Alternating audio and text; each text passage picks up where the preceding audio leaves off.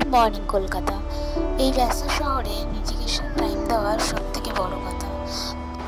আমার সময়টা ঠিক এইভাবেই কেটে যায়, কীভাবে যে দিন থেকে রাত হয়ে যায় বোঝা যায় না। তা তোমরা অনেকেই জানতে চাও যে আমি সারাদিন কী করি।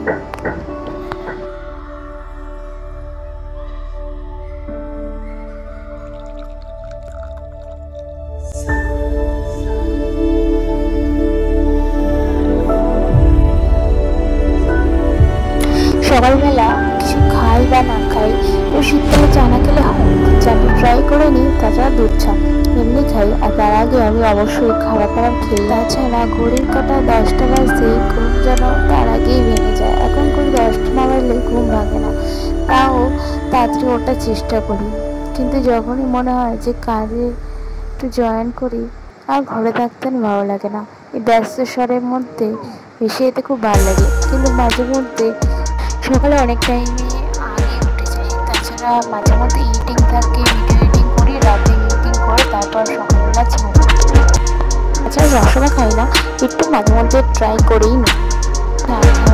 একটা আলাদাই ব্যাপার। এই চায়ের কথাই বলছিলাম আমি,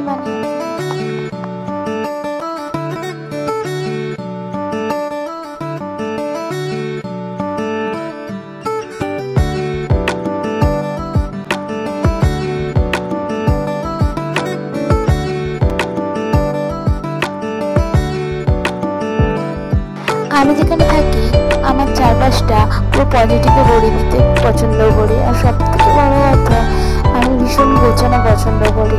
আমার ঘরটাই আমি বেশি টাইম স্পেন্ড করি, সেখানে সত্যিকারে আমার পরিবেশটাকে পুরো আলাদা চেঞ্জ করাকে আমার সব থেকে সবার সাথে মিলেমিশে রাখতে ভীষণ ভালো লাগে। ভীষণ একটা বাগান বাড়ি সবটাই থাকবে, ভীষণ ভীষণ পছন্দ। সামনে এক্সাম, তাই পড়তে বসতে হচ্ছে।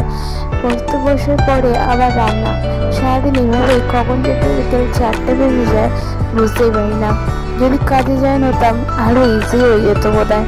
সারাদিন কাজকর্ম আসে, ছেড়ে দিয়ে শুধু ঘুমিয়ে পড়া, আর ফ্যামিলিকে টাইম দেওয়া না নিজেকে, কতটুকুনি ব্যাপার। এই বয়সটা পেরিয়ে গেলে যখন 30-40 হয়ে যাবে, তখন মনে হয় এইসব ভাববো বেকার যায়নি, সব ঠিকঠাকই চলছে। আর তাছাড়া সত্যিকার বলতে ভীষণই এখন টাকার প্রয়োজন। আজকালকার যুগে টাকা ছাড়া কিছুই হয় না। এই আমাদের বাড়িতে পুঁই শাক হয়েছিল এবং আলুর দম, সামান্য রান্নাবান্না করে, প্রতিদিন তো সময় হয় না, তো রান্নাবান্না করে আমি অন্য কাজ করতে, এখানে ভাত খাওয়ার পরে গিটারটা প্র্যাকটিস করছি।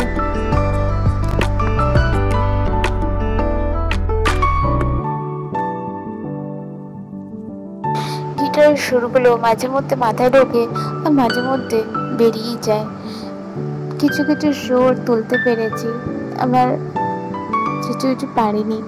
সত্যিকার বলতে এটা শিখতে একটু ধৈর্যের প্রয়োজন হয়, আর তাছাড়া সত্যিকারের একটু গাইডের। আর আমার কাছে ভীষণ ট্রমা হচ্ছিল এবং হাতের অবস্থা তো খুবই খারাপ হয়ে গেছিলো প্রথম কয়েকদিন। তো সারাদিনের মধ্যে এটাও মাঝিনি, বাড়িলে আমার মনটাও ভালো হয়েছে। সারাদিন পর কাজকর্ম করার পরে 4টের সময় খাওয়া বা তার আগে হয়ে গেল, বিকেলবেলা ছাদে চলে যায় একটু নিজেকে টাইম দেওয়ার জন্য।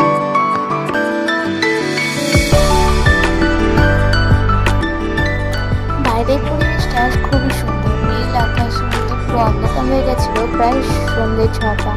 আর তার আগেই আমি গেছিলাম ছাদে। তার মধ্যে ভাই বাগানটা ঠিকঠাক করছিল এবং ভাইয়ের সাথে কিছু সময় লেগে